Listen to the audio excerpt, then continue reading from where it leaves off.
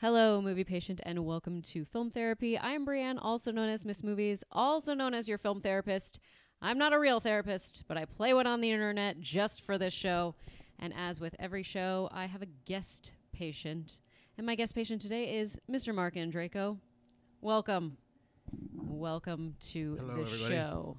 Thank Hello. you. This is fun. It's nice to be doing something where we're not competing against each other. That is always nice. I hate competition just in general. So therefore, it's nice to not have to do that. Now, I do want to tell you, these are cheap microphones. So you have to keep them real close to your mouth. Okay. Otherwise, no one's going to hear you. And I'm not cribbing. I'm cribbing my notes here for the movies we talked about. Perfect. Because my memory is old. If you have never joined us for Film Therapy, here's how it works. I'm going to ask Marc 3 questions. They're the same 3 questions about film every single time. What is a film that inspires you? What is a film or a scene from a film that triggers a memory for you? Perhaps it's painful, maybe it's happy. And what is a film that helps you through difficult times? So those are the 3 questions.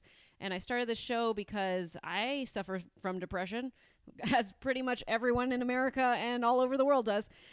So I figured, how can I combine 2 things that I love, depression and movies? And here it is. This is how we do it. Well, and it's great, too, because art therapy is the best kind of therapy. It's why That's we respond right. to these things. So it's a way to see your problems projected out of your body and be able to reflect them back on yourself without feeling guilty. I 100% agree. I definitely do not want to feel guilty about watching movies, and that's why I'm like, well, movies kind of help me in some way. Before we get started with our questions, let's get to know you a little bit better, just in case there are people that don't know who you are. Well, I'm assuming if you follow this podcast video show, you know Brienne from the Schmodown. That's where I met her. I'm a writer. I write comic books and TV and film, predominantly comics. Lots of films that have been sold but never got made, as is the want in Hollywood. I'm currently writing Harley Quinn and Poison Ivy, Meet Betty and Veronica with Paul Dini. I spearheaded a book called Love is Love last year that was a charity book to raise money for the victims of the Pulse nightclub shooting that raised over $200,000 for them. The one in Florida? Mm-hmm. The one in Florida and Orlando almost 2 years ago. It'll be 2 years ago this June. And I've been a working comic book writer for 25 years.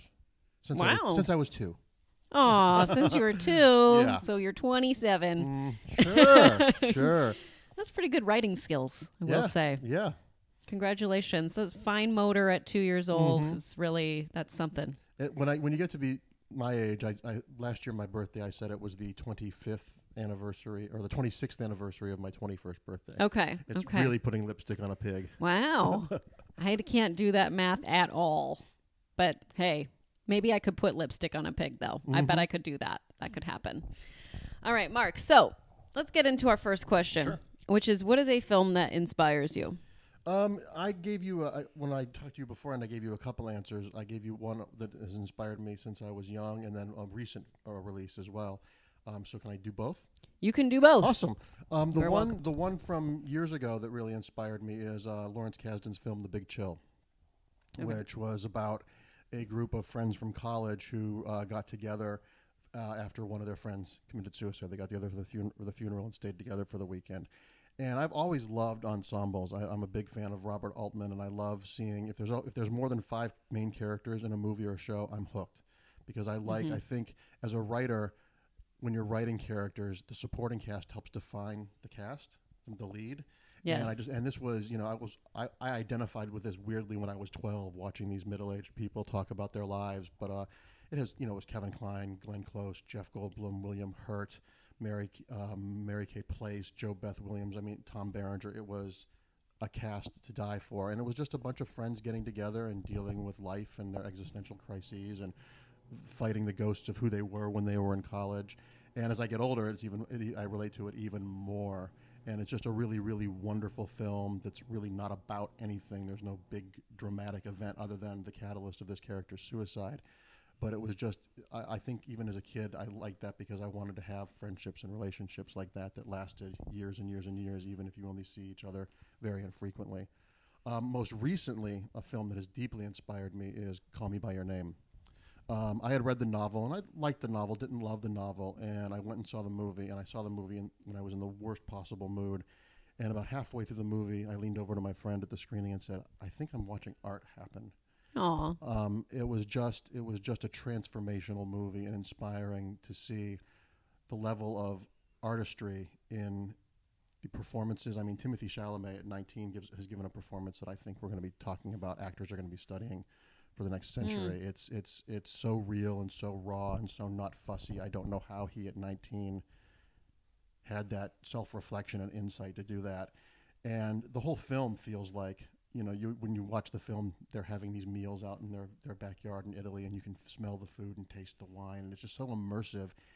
And, when you work in this business, you watch a film and you're judging the script or the acting or the technical stuff. Yes, you never go in just like, oh, I'm going to go see a movie. It's so when I can watch a film and be a viewer and not think about things and get, having someone take your hand and trust them on this journey, it's so few and far between that it's a film that I don't think I could ever aspire to write anything that good. And I think it's very much important that an Italian director directed it, because that sensibility is so different than Americans. But it was just nice to see a film that was so simple and so seemingly about nothing, but also seemingly about everything. It's about when you fall in love for the first time as an adult and how that's always going to end up in a melancholy way. And it was just nice to see. I love comic book movies. I love genre movies, but I can't have a steady diet of just ice cream. It's nice to have a movie meal that is tasty and nutritious. And it's a movie that I think transcends orientation, transcends gender. It's just a movie about that falling in love, and it's just a glorious movie. A glorious movie that I haven't seen yet, and I'm sad. I will rectify that. I promise before the Oscars I will see this film, and I'm very excited to see it. I'm jealous that you get to see it for the first time. Okay, good. I would love to be able to watch it again for the first time and discover it, because it's just such an elegant, lovely piece. There's so many films that I feel I've missed out on, which is why I'm called Miss Movies, because I miss movies. Oh, it's a double entendre. Yeah, see, people don't, sometimes, people that watch the show might get it, but sometimes people don't understand that it means that I miss them, not that I'm like, oh, I know all about movies. That's not who I am. I don't know all about movies. I miss movies.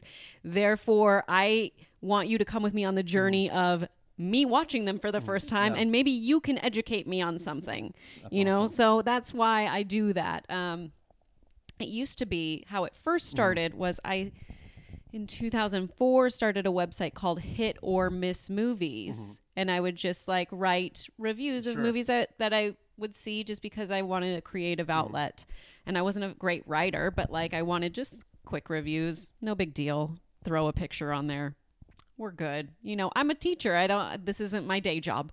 So then I was like, oh, I should be called Miss Movies. And then it works with the website. Yeah. So, and now it's evolved to I Miss Movies. That's kind of like a superhero name. It should be a superhero. I'm definitely I think a Adam superhero. West fought Miss Movies in the second season of Batman in 1967.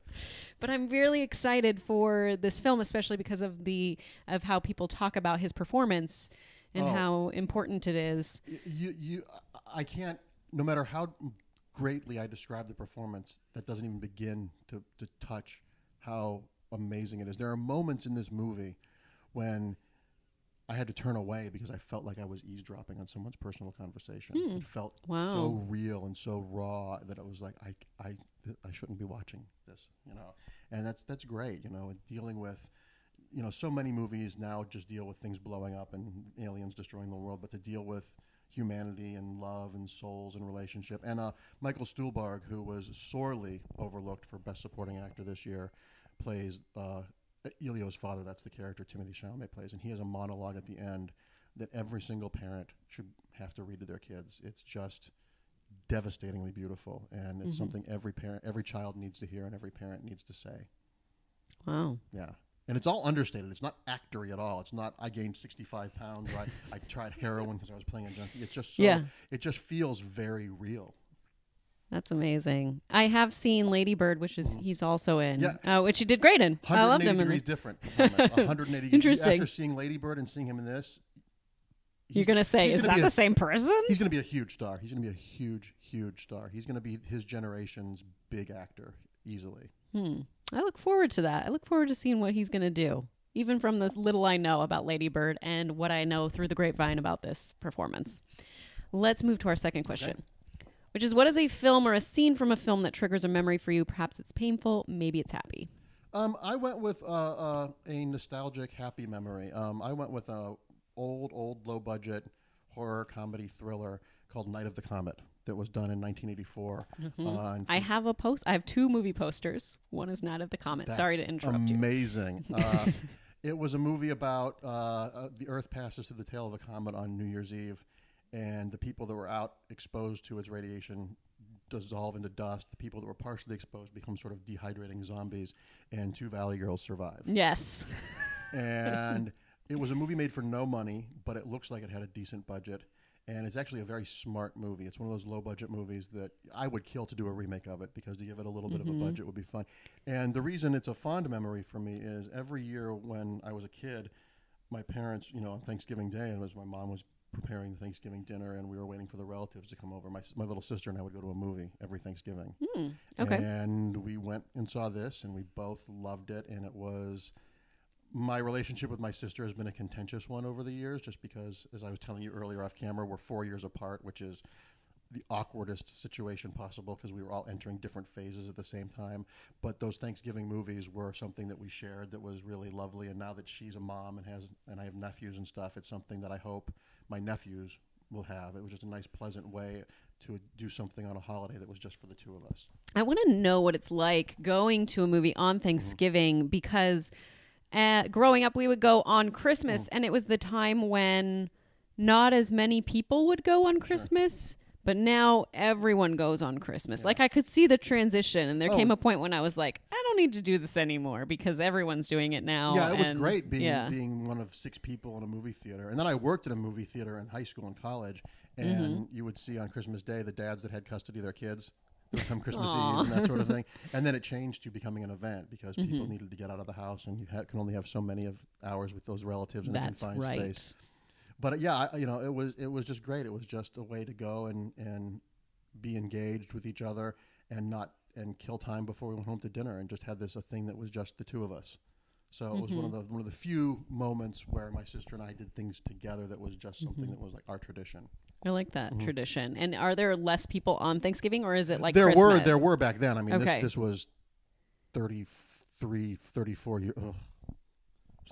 years ago. Okay. But yeah, when I was working in movie theaters, Thanksgiving after like 5 o'clock, the late shows would be packed full, and on Christmas Day, absolutely packed full. So maybe the matinees of Thanksgiving are Christmas probably... Eve was always empty. Yeah, I was going to say Christmas Eve is probably another good time unless now you live in a to Jewish go. neighborhood. Okay, because then we're going. There was an art house theater in Cleveland where I grew up, and it was in a very Jewish neighborhood. And when I went and saw movies there on Christmas Eve, it would be sold out. Oh, interesting. Depending on your religious beliefs, either a theater to yourself or a theater packed full. Huh. I like it. I'm going to check it out. Also, so Night of the Comet, for me, I learned about Night of the Comet because I met the director. Oh, wow. He is a friend of a friend. That's cool. And we were at my friend's house and he was there, and so my now husband was talking to him like, oh, let's do another Night of the Comet remake. Like, why don't we do that? Why don't we just do that? And like, my husband likes to bug him about this all the time. And so I was like, what's Night of the Comet? Like, I should check this out. It's a really charming film. It is a charming really sweet film. It's so much better than you expect. It's like when you stop at a restaurant that has like a B- in the window, and you're like, I'm really hungry. Then you eat the food, and it's the best food you ever had. There was a restaurant I went to today that had 2 grades in the window, an A and a B. And I was like, what is happening? Which one is it? And then I was like, well, this side, the left side is a bagel shop, and the right side is a sandwich shop.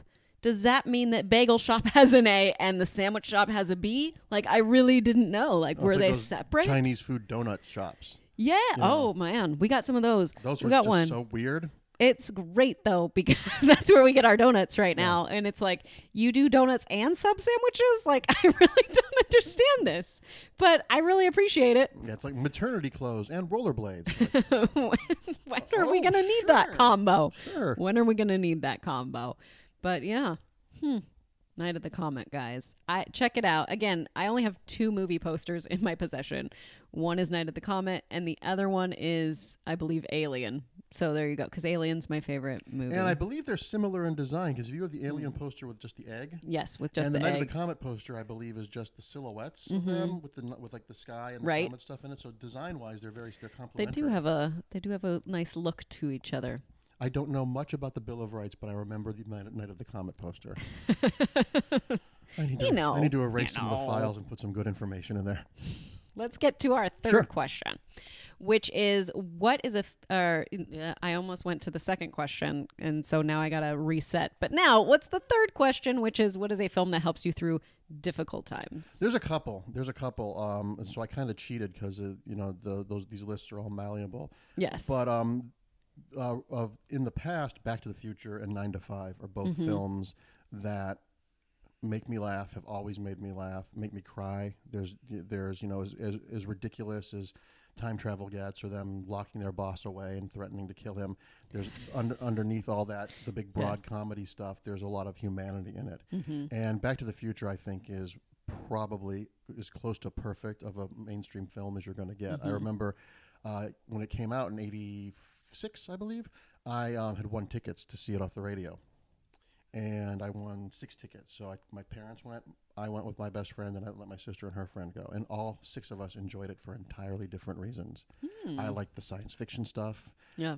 My sister and her friend liked the comedy and thought Michael J. Fox was cute. And my parents liked it for the nostalgia of the 50s. Yes. And it's a film that works on every level. I mean, there's so much in it it's just such a beautifully conceived film. And films like Back to the Future and 9 to 5 back then, everything that happens in the first half informs what happens in the second half. But unlike today, where we're so self-referential and ironic, they didn't call attention to it. I've seen 9 to 5 hundreds of times, and even recently just seeing it, there were things I caught that were referenced in one little scene that come back later. And it's just so, that sort of writing requires so much smarts and so much technique. But to make it feel natural and not feel like technique is really difficult. Making it look easy is really difficult because so many movies are so clever. They're like, look at this thing, look at this gun, this is coming back in a later scene, and it feels like they're pandering to us. These were entertaining commercial films that are classic films. They're populist in the best sense of the word. Anyone can watch them and enjoy them. And the more recent one that I really, really love that makes me happy is Billy Elliot. Oh, Billy Elliot. Great. I think that movie is just, and that movie is dark. I mean, it's dealing with the coal miners' strike and poverty, and his father's a little abusive, and he's tormented by this love of dance, but what that does in his life, and his performance, Jamie Bell. It's another performance much like Timothée Chalamet's performance in Call Me by Your Name. I just don't know how a little kid had the depth of just the soul that's in that performance, just from the very beginning. Right. There's the very beginning when he's listening to music and you're seeing him jump up and down on a bed in slow motion, and you see him and he takes his brother's vinyl album out and puts it down, and you see him, he does this with his fingers before he puts the needle. And it's just so, you get that as a kid. You don't want to scratch your brother's record. There's just so much, there's so much technique that he at that age couldn't know that technique. That was just instinctive. And it's just so joyous when he dances, and it's just, it's just a heartbreaking movie in the best sort of way. It just is. It's a good cry movie. Do you think that some people are coaching him on that? Why don't you do this right before you put that on? I don't think so. Okay. I think he probably had conversations with the director, and I think the director talked to him a lot about the character and that sort of thing. But I think some of that stuff has to be natural, because I don't think a child could be choreographing that and not have it look like he was thinking about it. Even the most cool, talented child, I think it's just reflex. And it was a criminal thing that he didn't get nominated for Best Actor that year. I mean, he was nominated for the BAFTAs, and he lost to Russell Crowe, and Russell Crowe said, "This should be yours. You should have won this award." Well, that's nice. Yeah, to have that recognition. Yeah, and he's become a great adult actor in Film Stars Don't Die in Liverpool with him and Annette Bening, another film that egregiously I do want to see that. Didn't get any awards traction, and it's. Seeing him as an adult be a good actor, he's just the real deal. I see him a lot at Disneyland. Yeah, he lives over, I think, in Los Feliz. I see him all the time with Kate Mara, his girlfriend. Right. Yeah. And I've always wanted to talk to him, but I'm afraid because I'm in my 40s. He'll think I'm some creepy. Hey, Jamie. I loved him, Billy Elliot. Okay, sure you did. Can we discuss Billy Elliot just for a minute? If you just walked in, can we discuss this just for a minute? I was thinking back to the Future real quick. I was thinking, if Back to the Future were made today, like never was made before, but was going to be made today, that would be what year? 2000. Well, it would be a lot like 2018. Just move it back 30 years. It would be going back to 1985. Oh, man. That would be crazy. Yeah. And that's a movie that never needs to be remade. No, it doesn't. But I think then what? And then in the future, is it 30 years also that it'll be 20. skips? It'll be 2045. Huh. We're gonna get flying cars by then? I hope not. I hope not. People can't drive on the ground. No, I really just want the self-driving car. Yeah. Like that's my flying car. I want pneumatic tubes like the old banks when you put your check in there and they shoot the tube. That would be Pneumatic great. Tubes for people would be great. I remember that at Costco. Yeah, and then they would then when you were a little kid, they would send out the receipt back to your parents. There'd be 2 suckers in there. Oh, Yeah. I didn't know that. Yeah. That sounds special. Yeah, simpler times. 9 to 5 is one that I remember watching, when I was too young to understand. And then rewatching, not that long ago, probably, when the musical came out, which like I would 5 love, or 6 years ago, 7 which years I would ago? love to see. It's fine. The musical's fine. Okay, not as great. It's not great. Well, you have you have Dolly Parton and Well, I saw Lily when Tomlin Allison and- Janney played the Lily Tomlin part when it was going to Broadway, and she was great. It's just one of those things that doesn't really transfer because it is so of its time. With there's mimeograph machines and dictaphones and all that sort of thing. But even though it's hard to relate to a lot of the technology in it, the 3 leads and Dabney Coleman are all just spectacular. It's such a funny, smart movie that's so well structured and well written. When I teach screenwriting, both Back to the Future and 9 to 5 are 2 scripts I use as how to structure a script. And they're smart, but they don't think they're smart. They're not like, look how clever I am. They're just, this is just the story. And I could watch 9 to 5 and Back to the Future every day. They're just such delightful movies, and there's so much funniness in it, and so much character, and so much honesty that it grounds the crazy stuff, because ultimately this is about these 3 women discovering women friends, which was is a hard thing in the business world, and empowering themselves, no matter how ridiculous the outer stuff is. And Back to the Future is about a kid learning to love his family. It's a very simple core what that movie is, and it's just, I cry in that movie every time at the final dance when George is going to dance with Lorraine, and then Malachi from Children of the Corn cuts in, and Marty's playing, and he starts fading away, and the score is building, and then George comes in and shoves him out of the way and dances with her and kisses Lorraine, and the music swells in Earth Angel, and Marty stands. I mean, I've got goosebumps right now. Aww. It's a scene that's just so pure and so. It's just a movie that makes you feel good, and it's an earned feeling good. The journey he goes on is just so great. It is an earned feeling good. It's my second favorite movie, so there you go. Alien, then Back to the Future. I like science fiction, but not really always mainstream science fiction. But yeah. Yeah, and Christopher Lloyd, much like Dabney Coleman in 9 to 5, it's a crime that he wasn't nominated for an Oscar for that movie, because he's hilarious. Because comedies don't really get their due in performance. They don't. And I would put both of their performances against whoever won the Oscars that year and say which one. I don't remember who won the Oscars that year. I'll have to look back. That would be an interesting, to see who was up for it, and then, But man, Christopher Lloyd, I really do enjoy him. I was thinking, what has Dabney Coleman been up to? Well, he's old now. I mean, he's probably, 9 to 5 was 36 years ago, 37 years ago this year, and he was 45 then, so he's probably in his early 80s. And I've seen him occasionally. They show him on MeTV on the little interstitials where they're talking about old shows and stuff like that. But I think he works occasionally, but I don't think he's actively like going out on auditions. I think it's like, Dabney, you want to come in and do this, and you'll be sitting the whole time, Yeah. But he's maybe voiceovers. Once again, another actor. I mean, his performance in 9 to 5, his performance in Tootsie. I didn't see it. You've never seen Tootsie? No, that's one I need to see. Tootsie is probably my favorite American comedy ever. Oh. Well, it's on my list. And it's in good company with like Bringing Up Baby and some like Hot and stuff like that. It is an amazing, amazing film. It is absolutely, it's almost perfect. And he plays a jerk in that too. He plays the director of the soap opera. He's good at that. Yeah. Yeah. But yeah, you've got to see back. I want to watch Call Me By Your Name and Tootsie with you. Oh, I want to watch Sound of Music with you. Yeah, I've never seen it. I know there's some crazy classics that I've never seen. Yeah, that's because Sound of Music is like in my top 10 like favorite movies of all time. Bit of weird trivia. One of the kids in it is Nicholas Hammond, who, when he was an adult, played Spider-Man on the CBS Spider-Man series. He played Peter Parker. Yeah. That was a animated series. No, this was a live action. Oh, I didn't know that. It was awful. It was on right around when the Hulk was a big show, and CBS was trying to do a bunch of Marvel TV shows. They did a Captain America show that was really bad, and they did Spider-Man with Nicholas Hammond, and it was all practical effects. So it was a guy, climbing up a wall that was shot this way. Yes. His webs were like ropes Gotta that do it some that gaffer way. threw off camera and stuff.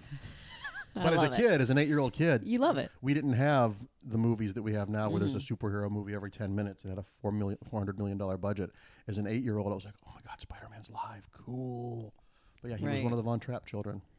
Interesting. So obviously he was, oh, well, it's not going to come to me right now. It's not Rolf. Actually, he could have been Rolf, but if he was one of the kids, he wouldn't have been. So yeah, he was one of the. He was Frederick, I think probably. I think he was. I think that's who he was actually. Yeah. Yeah. Okay. Nice. I used to know all the kids from their ages, like in order, and now I can't. If you asked me to do it, I'd be like, "What?" Like what's happening? The only experience I have with seeing any of Sound of Music was the awful Carrie Underwood one. Oh, And no. I was like, oh, okay. I know Julie Andrews is much better than this. Yes. Wow, this is bad. Yeah. Oh dear. I was just.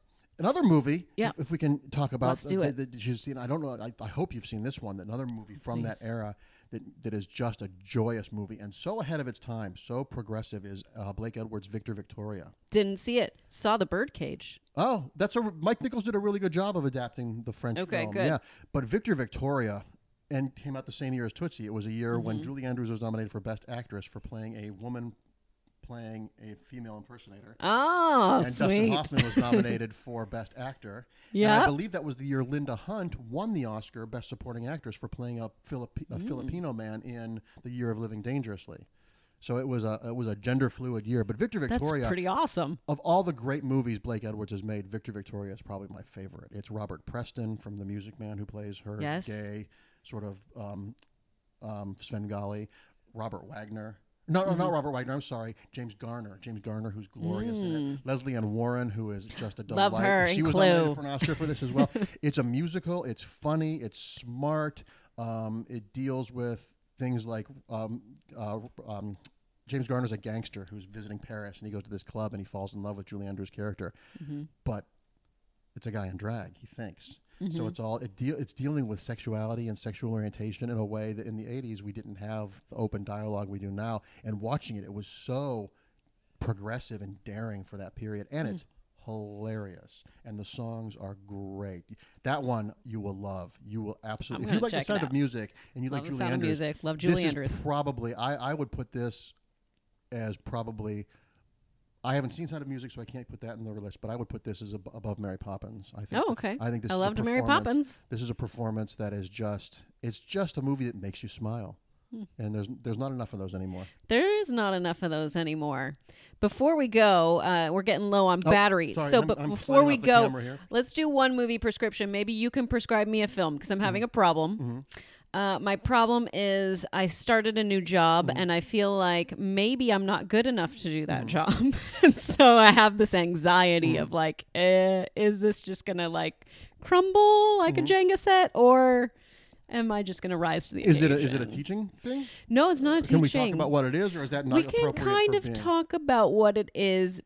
Basically, I am in charge of over 900 people and things that go out to them, like goods and services that go out to these people. Well, the instant go-to ones are people doing jobs that aren't appreciated but are really good but are really good at it, like Dead Poets Society, where he's an inspiration. Got it. I think Billy Elliot. Oh, we could do that. Because the actress who plays his teacher, Julie Walters, is teaching dance in this small British town, and this kid goes on to become a dancer in like the British ballet, and she's just this woman who's teaching dance. She's not a great teacher, but she inspires this kid to go on. Those are both really good movies. And they're Stripes. Stripes is great. Stripes is really fun because it's about, Bill Murray and Harold Ramis are awful soldiers, but then they end up doing great things. You know, I tend to think of the comedies because you can do the stuff like Lean on Me and stuff like that that gets really dark. But just, you know, sharing the joy of what you bring with other people, I think is a good thing to see. But I would say like a Billy Elliot, because it's really poignant, and you see this woman, what good teachers do. She helps this kid become something she can never do. She can never be, but because she helps him, she's the selflessness of what good teachers do. You know, bad teachers are jealous when their students surpass them, but good teachers, they can share in the credit when someone goes on to becoming something successful. And there's also crazy ones that you could watch that are like depressing, like The Apartment. The Billy Wilder Apartment. It's one of my favorite films. It's ever won Best Picture. It's a timeless film, but that's a little on the dark side. Mm-hmm. But yeah, I mean, I think you know, there's so many genres of new leaders, new teachers, and people learning, you know, trusting them and beginning to like them. There was a great old Charlton Heston movie where he was a soldier and he was put in charge of a boys' military school called The Private War of Major Nelson. It has Jerry Mathers in it, who was Beaver Cleaver when he was little. And that's a really sweet. I'm not a big fan of Chuck Heston because of his political views and all that. But back then he was a really handsome leading man, and it was had a very Harrison Ford vibe. And that's a really charming, sweet film about this rough soldier having to learn how to deal with kids. Yes. So. That's always fun when you have the kind of fish out of water, like kindergarten cop situation. Yeah, absolutely. Those are fun. And it's always fun to see those movies when the new person is learning along with the people that he's in charge of. That's what it's definitely going to be. I'm going to be learning as they're learning. And that's just how it's going to happen, ladies and gentlemen. Thank you so much, Thanks Mark, for having me. This was coming fun. on I love the show. this. Where can everyone find you? You can find me on Facebook and all my political ramblings about the state of the world, and on Twitter at Marc Andreyko, and then on the Schmodown. Yes. And you can go read my comic books. You can look me up on Amazon.com and go out and buy some cool comics. Buy those comics, ladies and gentlemen. Please do that. Thank you so much. This was great. This was so much fun. Thank you. You guys can find me all day, every day on Twitter at Miss Movies. And that's all I got going on right now. So, yay. Thank you all for joining us. We will see you next time. Bye. Bye. Bye. Bye. Bye. Bye. Bye. Bye.